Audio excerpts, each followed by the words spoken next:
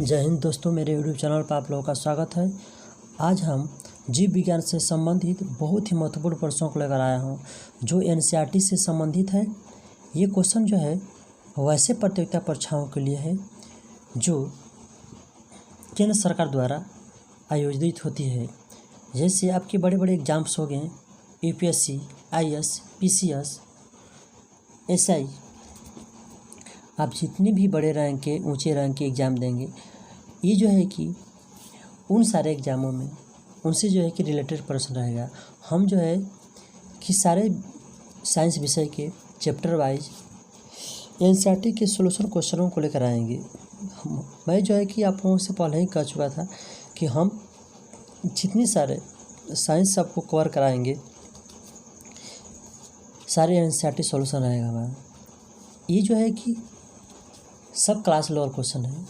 5 से लेकर 10 तक क्वेश्चनों का इसमें संग्रह रहेगा।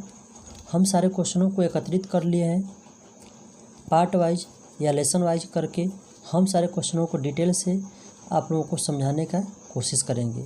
इसलिए आप लोगों से हमारा अनुरोध है कि यदि हमारे चैनल जो है कि चैनल को जो लोग ज्वाइन नहीं किए हैं, हमारे चैनल को ज्वाइन कर लें और बेल आइकन को दबा दें और हमारे वीडियो को अपने दोस्तों को पास शेयर करें ताकि इसका लाभ वे लोग भी उठा सकें।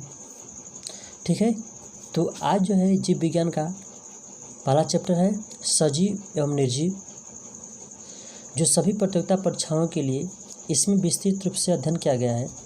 ठीक, ये जो है कि हम इन सारे कंटेंट्स को हम प्रश्न जैसा आप लोगों को कराएंगे। हमारे पास जैसा जैसा सिस्टम बढ़ते जाएगा उसके अनुसार हम आप लोगों को अच्छे से क्वेश्चनों को डील करवाएंगे। ठीक है, अभी तो हमारे पास जो है कि वैसे सिस्टम की व्यवस्था नहीं है कि हम आप लोगों को ऑनलाइन आ सकें, या हमारे पास सभी हम जितने भी सारे वीडियो को अपलोड करते हैं तो मोबाइल के माध्यम से ही करते हैं, उसमें टाइपिंग करके। धीरे धीरे जो है कि हम सारी व्यवस्था को कर देंगे। और हम आप चाहते हैं कि सबसे पहले आप लोगों का सहयोग चाहते हैं कि आप लोग हमारा मदद करें, सहयोग करें और हमारे चैनल को सब्सक्राइब करें। देखिए, हम पहले आप लोगों का कहते हैं कि आप लोगों को चैनल को सब्सक्राइब करने में आप लोगों को अलग से कोई पैसा नहीं लगता है, और आप लोग चैनल का हमारा सब्सक्राइब भी कर लेते हैं या किसी से करवाते हैं चैनल को सब्सक्राइब, तो आप एक तरफ से जो है कि हम लोग भी आप लोगों की तरह विद्यार्थी हैं, तैयारी करने वाले विद्यार्थी हैं। वैसे तो जो है हम 10 ईयर्स जो है कि टीचिंग कराते हैं, 5 to 10। ठीक, तो इसीलिए हम आप लोगों से अनुरोध बार बार करते हैं कि एक स्टूडेंट ही एक स्टूडेंट का समस्याओं को समझ सकता है। इसलिए आप एक विद्यार्थी हैं, आप जो है सारे समस्याओं को समझ सकते हैं। इसलिए आप लोग इस जो है कि अपने चैनल को अपना ही समझिए, या हमारा कहिए या अपना कहिए, एक बराबर है, या एक मित्र के नाते इस चैनल को आप लोग अधिक से अधिक सब्सक्राइब करें, अधिक से अधिक शेयर करें। ठीक, चलिए हम लोग स्टार्टिंग करते हैं।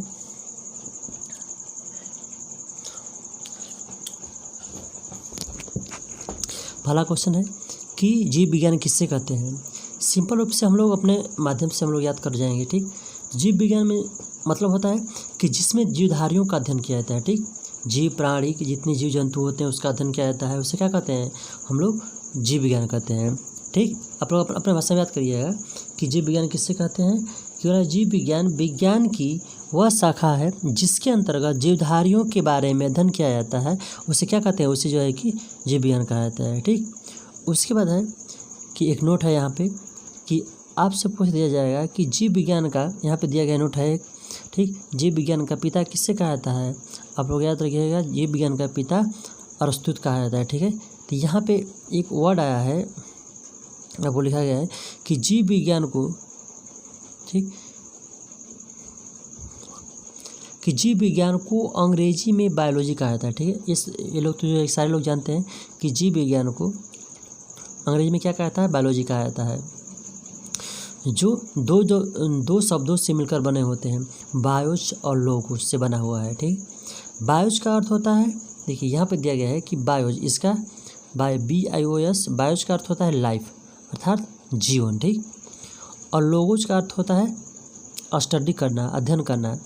यानी जिसके अंतर्गत जीवों का अध्ययन किया जाता है, ठीक, जिसके अंतर्गत जीवों का अध्ययन किया जाता है उसे क्या कहते हैं? बायोलॉजी कहते हैं, जीव विज्ञान कहते हैं। आप लोग अपने भाषा में याद करिए, ठीक, कि जिसके अंतर्गत जीवों का अध्ययन किया जाता है उसे क्या बोलेंगे? जीव विज्ञान बोलेंगे। और उसके बाद नोट यहाँ पर मुझे बताया है कि जीव विज्ञान का पिता किसको कहा जाता है? तरस्तुत कहा जाता है, ठीक, ये भी क्वेश्चन याद रखिए आप लोग। उसके बाद क्वेश्चन नंबर 2 है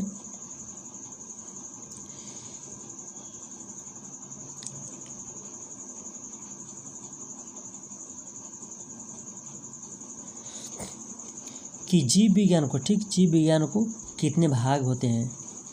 आपको याद रखना है कि जीव विज्ञान के कितने भाग होते हैं। तो आपको आंसर याद रखना है, जीव विज्ञान के 2 भाग होते हैं। जीव विज्ञान कितने भाग होते हैं? 2 भाग होते हैं। और कौन कौन से? एक आ जाएगा वनस्पति विज्ञान, एक आ जाएगा जंतु विज्ञान, ठीक। अब आपको याद रखना है कि वनस्पति विज्ञान को बॉटनी कहता है, ठीक है, यानी कहने मतलब है कि जिसमें पेड़ पौधों का अध्ययन किया जाता है उसे क्या कहते हैं? बॉटनी कहते हैं, वनस्पति विज्ञान कहते हैं, ठीक, याद हो गया। जिसमें पेड़ पौधों का अध्ययन किया जाता है उसे क्या कहते हैं?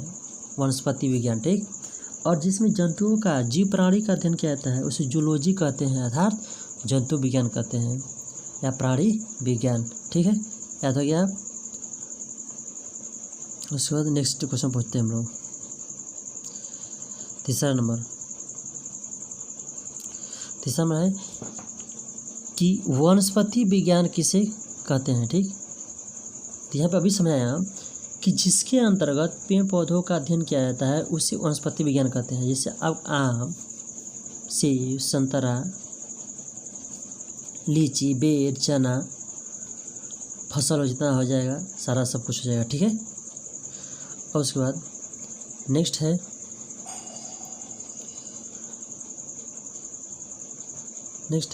कि जंतु विज्ञान किसे कहते हैं। ये भी आप लोगों को समझाया है ऊपर में कि जंतु विज्ञान उसे कहते हैं जिसके अंतर्गत जीवधारियों का अध्ययन किया जाता है उसे क्या कहते हैं? जंतु विज्ञान कहते हैं, ठीक।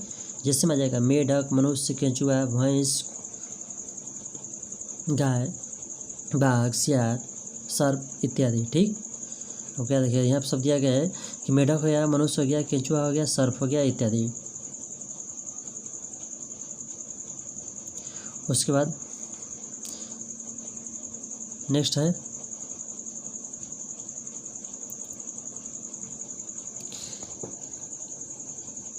कि संसार के सभी वस्तुएं, ठीक है, 5 नंबर है कि संसार के सभी वस्तुओं को कितने भागों में बांटा गया है।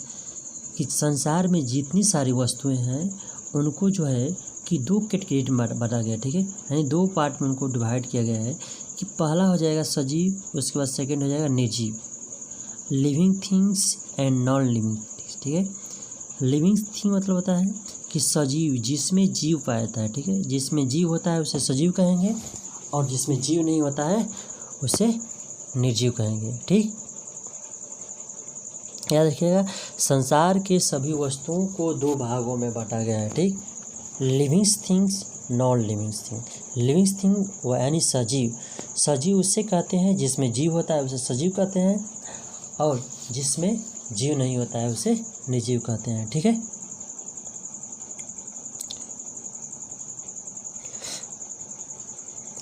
अब आ जाएगा, आपको ऊपर समझा रहे थे, अभी आप चलते हैं हम लोग देखते हैं सजीव की परिभाषा, देखते हैं कि सजीव किसे कहा जाता है। यहाँ पर दिया है कि सजीव जो है किसे कहते हैं कि वैसे वस्तुएं जिनमें जीव होता है उसे क्या कहेंगे? सजीव कहेंगे। जैसे आ जाएगा पेड़ पौधा, कीड़े मकोड़े, मनुष्य, जानवर इत्यादि। पेड़ पौधा, कीड़े मकोड़े, मनुष्य, जानवर इत्यादि, ठीक। उसके बाद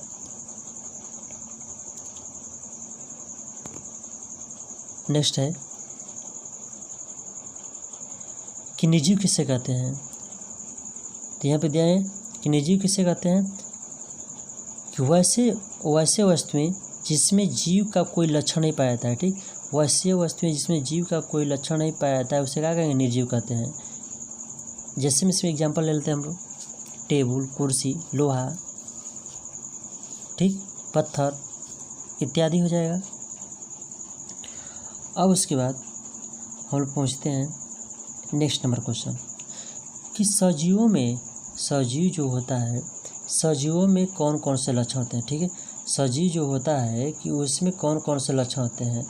तो सजीवों में आपके निम्नलिखित लक्षण पाए जाते हैं। ठीक, सजीवों में निम्नलिखित लक्षण पाया जाता है। और मान लीजिए कोई भी सजीव वस्तु है, ठीक, सजीव है कोई, उसमें क्या लक्षण होता है कि वो सजीव है। पहला आप याद रखिए कि जितने सारे सजीव रहता है उसमें श्वसन क्रिया होती है। ठीक, सजीव क्या कर सकते हैं, अपना भोजन स्वयं पकाते हैं। सजीवों में प्रजनन क्रिया होती है। सजीवों का आकार बदलता रहता है। ठीक, तो इसमें जिस समय यहाँ पर दिया गया है आपको, ठीक है, यहाँ पे आपको दिया गया है कि सजीवों के निम्नलिखित लक्षण होते हैं, क्या क्या होते हैं। सजीवों में एक निश्चित रूप और आकार होता है। कहने पर जितने सारे सजीव होते हैं तो उसका रूप एक निश्चित होता है, आकार भी एक निश्चित होता है। और सेकंड है कि सजीव अपना भोजन स्वयं पकाते हैं। कहने पर जितने सारे सजीव होते हैं तो अपना भोजन क्या करते हैं, वो पकाते हैं। नेक्स्ट पॉइंट है सजीवों में श्वसन क्रिया होती है। ठीक, यानी सांस लेने की क्रिया होती है। सजीव जितने होते हैं उसमें क्या होता है, सांस लेने की क्रिया होती है। और 4 पॉइंट्स है कि सजीवों में उत्सर्जन क्रिया होती है। कहने का मतलब ये है कि जितने सारे सजीव होते हैं, ठीक, तो उसमें से कोई मैलीय द्रव पदार्थ जो मूत्र के द्वारा प्राप्त निकलता है, सब त्यागता है, ठीक ना, वो होता है। नेक्स्ट पॉइंट है सजीवों में वृद्धि की स्वाभाविक क्षमता होती है। कहने का मतलब सजीव जितने भी सजीव प्राणी होते हैं, सजीव जीव जंतु होते हैं, तो सजीव में हमेशा वृद्धि होते रहता है। ठीक,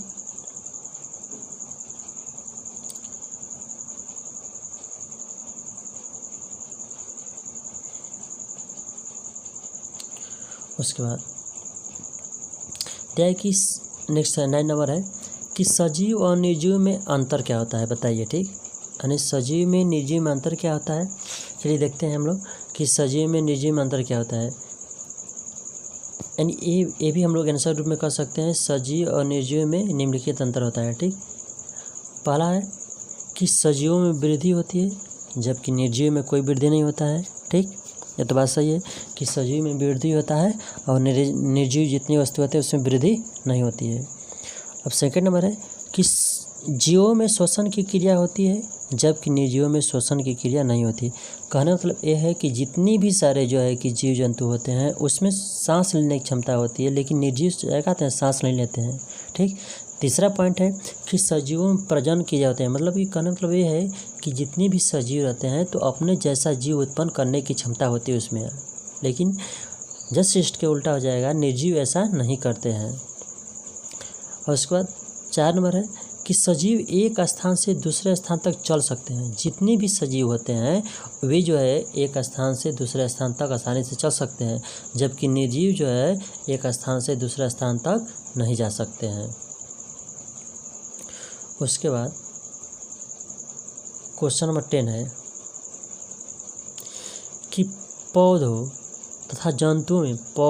तथा जंतुओं में पाए जाने वाले समान लक्षण क्या क्या है। कहने का मतलब ये है कि पौधे और जंतुओं में पाए जाने वाले एक जैसे लक्षण क्या है कि जो पौधों में वही पाया जाता है तो वही जो है जंतुओं में पाया जाता है। सेम जो है कि लक्षण क्या होता है जो दोनों में पाया जाता है।